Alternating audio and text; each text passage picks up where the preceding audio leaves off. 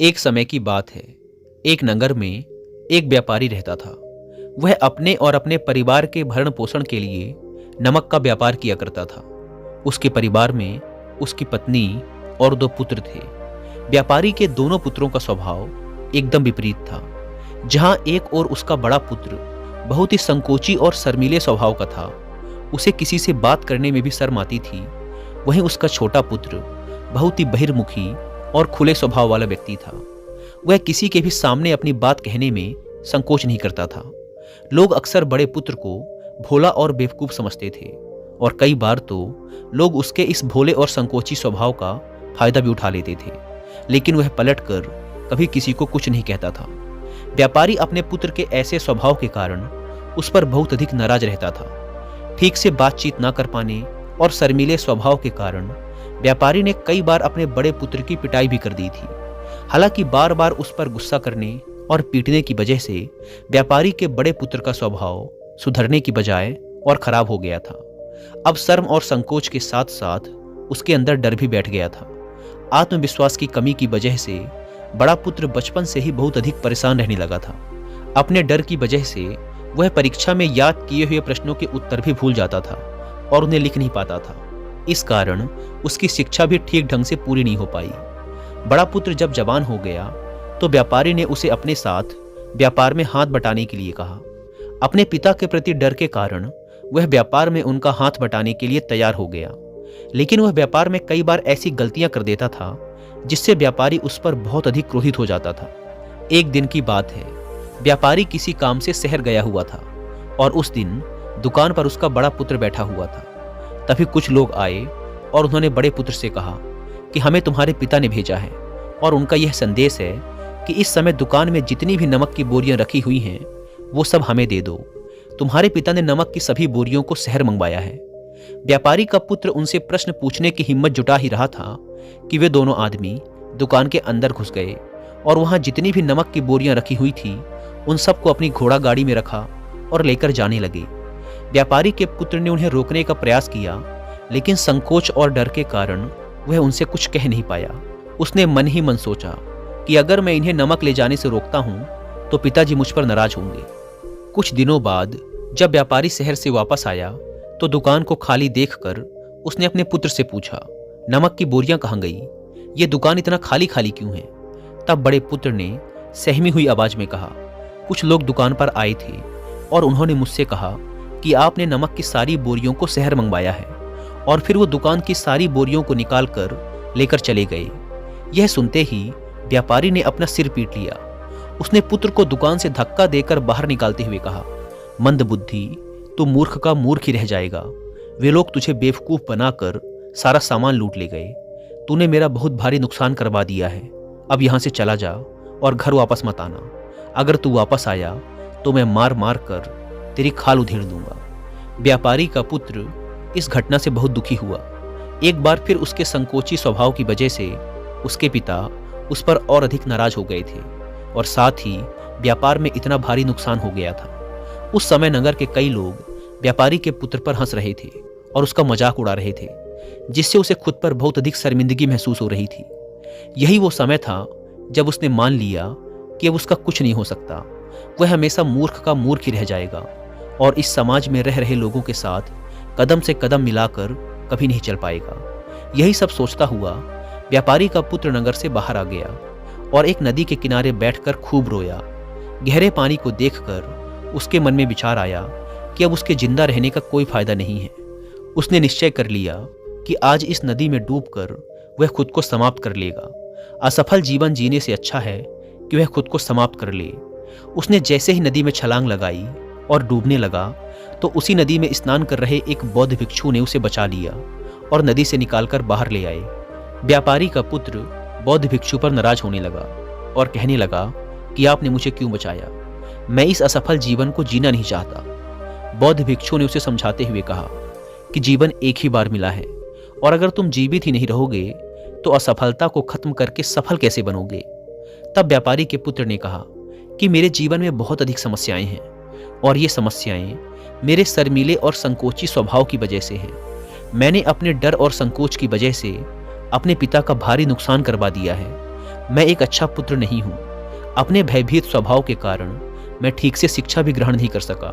सारे नगरवासी मुझे मूर्ख समझते हैं। क्या किसी मूर्ख को इस दुनिया में जीने का अधिकार है? तब बौद्ध भिक्षु ने कहा कि तुम्हारे इस प्रश्न का उत्तर तो मेरे गुरु ही देंगे।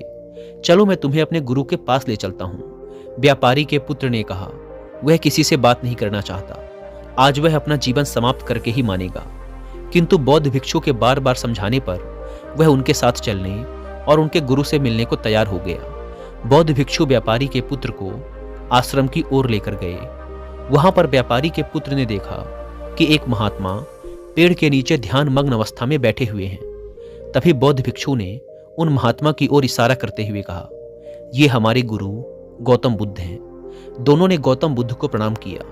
बुद्ध ने उत्तर में एक मुस्कुराहट के साथ अपना हाथ उठा दिया। वह नौजवान वहीं पर बैठ गया और बुद्ध को देखकर जोर जोर से रोने लगा। गौतम बुद्ध ने उससे रोने का कारण पूछा।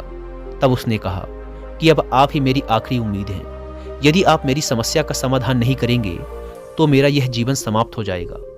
गौतम बुद्ध ने व्यापारी के पुत्र से उसकी समस्या बताने को कहा। तब उसने बताया कि किस प्रकार वह बचपन से ही शर्मीले और अंतर्मुखी स्वभाव का है। इस कारण लोग उसे मूर्ख समझ लेते हैं और उसके पिता भी उससे नफरत करने लगे हैं। तब गौतम बुद्ध ने युवक को शांत कराते हुए कहा कि मेरे पास तुम्हारी समस्या का समाधान है, जिसके बाद तुम्हारा जीवन बहुत ही आसान हो सकता है। युवक ने खुश होते हुए पूछा, क्या सच में ऐसा हो सकता है? आप बहुत ही महान व्यक्तित्व प्रतीत होते हैं। आपके तो कई शिष्य भी हैं। हे महात्मन, मैं भी आपका शिष्य बनना चाहता हूँ। क्या आप मुझे अपने शिष्य के रूप में स्वीकार करेंगे? गौतम बुद्ध ने कहा कि हाँ, अवश्य। उस युवक ने कहा, ठीक है गुरुदेव, अब आप मुझे वो उपाय बताइए जिससे कि मेरा जीवन बदल जाए। गौतम बुद्ध ने कहा, लेकिन उससे पहले तुम्हें मेरे कुछ महत्वपूर्ण कार्य करने होंगे। अगर तुम मेरे यह कार्य कर दो तब मैं तुम्हें कुछ ऐसे उपाय बताऊंगा जिससे तुम्हारे जीवन में सब कुछ ठीक हो जाएगा और तुम्हारे पिता भी तुमसे प्रसन्न रहेंगे। गौतम बुद्ध ने आगे कहा, आज से ठीक 3 दिन बाद मैं तुम्हें ऐसे उपाय बताऊंगा जिससे तुम्हारा जीवन पूरी तरह से बदल जाएगा। लेकिन इन 3 दिनों तक तुम्हें मेरे सभी कार्य करने होंगे।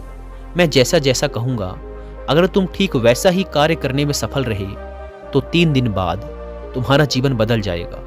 तुम्हारा पहला दिन कल से शुरू होगा। अभी जाओ और जाकर आश्रम में ही आराम करो। अगले दिन की सुबह होते ही व्यापारी का पुत्र गौतम बुद्ध के पास पहुंचा और बोला, हे गुरुदेव, मुझे पहले दिन का कार्य बताइए।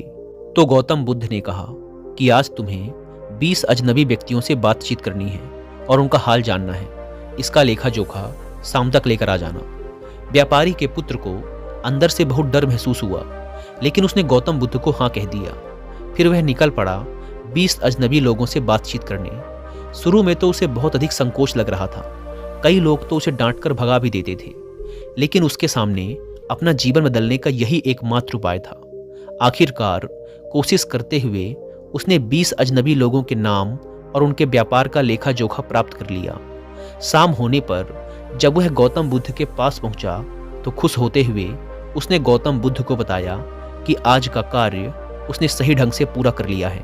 यहाँ तक कि कुछ लोग तो उसके मित्र भी बन गए हैं। दूसरे दिन की सुबह होते ही फिर वह नौजवान गौतम बुद्ध के समक्ष पहुंचा। तब गौतम बुद्ध ने कहा, आज का कार्य है कि तुम आश्रम में रह रहे 100 शिष्यों को संबोधित करते हुए उन्हें जल के उपयोग के विषय में पढ़ाओ। गौतम बुद्ध की यह बात सुनकर व्यापारी का पुत्र हक्का बक्का रह गया। उसने कहा कि आप मुझसे यह किस प्रकार के कार्य करवा रहे हैं? मैं अपनी शिक्षा ठीक से पूरी नहीं कर पाया हूँ, इसीलिए मैं पढ़ाने का यह कार्य नहीं कर पाऊंगा। तब गौतम बुद्ध ने कहा कि ठीक है, फिर मैं तुम्हें उपाय भी नहीं बताऊंगा।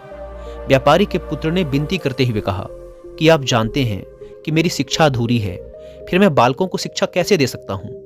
गौतम बुद्ध ने हल्की सी मुस्कान भरते हुए कहा कि यहाँ सिर्फ मैं जानता हूँ कि तुम्हारी शिक्षा अधूरी है, वे बालक नहीं जानते। तुम हर दिन अपने जीवन में जल का उपयोग करते हो, यही सब बातें उन बालकों को जाकर बतानी हैं। अंततः जब व्यापारी के पुत्र के पास कोई बहाना शेष नहीं बचा तो हिम्मत जुटाकर वह उन बालकों के पास पहुंच गया। शुरू में तो उसके हाथ पैर कांप रहे थे, लेकिन आखिरकार उसने बालकों को जल के महत्व के बारे में बताना शुरू कर दिया। उसने बालकों को जल की 5 विशेषताएं बताई और जल्दी से वहां से भाग आया। गौतम बुद्ध के पास पहुंचकर उसने बताया कि बहुत अधिक डर लग रहा था, किंतु मैंने बालकों को जल की 5 विशेषताएं बता दी हैं। गौतम बुद्ध ने कहा कि जाओ, एक और कोशिश करके आओ। उस नौजवान ने एक बार फिर हिम्मत जुटाई और बालकों को जल के महत्व के बारे में पढ़ाना शुरू किया। इस बार व्यापारी के पुत्र को बिल्कुल भी घबराहट नहीं हो रही थी। उसने पूरे आत्मविश्वास के साथ बालकों को जल के विषय में पढ़ाया। तब गौतम बुद्ध ने उसकी प्रशंसा करते हुए कहा, तुम अवश्य ही साहसी हो। गौतम बुद्ध के मुंह से अपनी प्रशंसा सुनकर वह युवक बहुत प्रसन्न हुआ। युवक जब तीसरे दिन गौतम बुद्ध के पास आया तो गौतम बुद्ध ने उससे कहा कि आज का कार्य तुम्हें कुछ अजीब लग सकता है, किंतु आज तुम्हें अपने पिता से मिलने जाना है। गौतम बुद्ध के मुंह से यह बात सुनकर वह युवक बहुत अधिक डर गया। उसने तुरंत कहा कि नहीं नहीं, मैं अपने पिता के सामने नहीं जा सकता, मुझ में इतनी हिम्मत नहीं।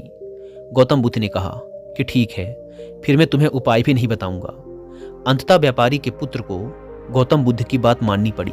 गौतम बुद्ध ने उसे समझाते हुए कहा कि अपने पिता के पास जाकर उनसे क्षमा मांगना और कहना कि वे तुम्हें एक और अवसर दें ताकि तुम खुद को बुद्धिमान साबित कर सको। गौतम बुद्ध के कहे अनुसार उस युवक ने पूरे आत्मविश्वास के साथ अपने पिता का सामना किया और उनसे क्षमा मांगी। आखिरकार व्यापारी ने अपने पुत्र को क्षमा कर दिया और उसे एक और अवसर देने के लिए तैयार हो गया। व्यापारी का पुत्र गौतम बुद्ध के पास आया और उस उपाय के बारे में पूछने लगा जिसे गौतम बुद्ध ने 3 दिन बाद बताने का वचन दिया था। तब गौतम बुद्ध ने मुस्कुराते हुए कहा कि तुमने स्वयं ही अपना उपाय खोज लिया है। तुम किसी से बात नहीं कर पाते थे, संकोची और शर्मीले थे। ये सब तुम्हारे मन में बैठा हुआ डर था और तुमने जैसे ही उस डर का सामना किया वह खत्म हो गया। जीवन में तुम्हें जिस भी काम से डर लगे उस काम को करना शुरू कर दो, डर स्वयं ही समाप्त हो जाएगा। अब वह युवक समझ चुका था कि गौतम बुद्ध से क्या बताना चाह रहे हैं। उसने गौतम बुद्ध का धन्यवाद किया और उनसे वादा किया कि वह जीवन में सफल होकर दिखाएगा। दोस्तों, मुझे उम्मीद है कि आपको यह वीडियो पसंद आई होगी और वीडियो में यहाँ तक बने रहने के लिए आपका बहुत बहुत धन्यवाद।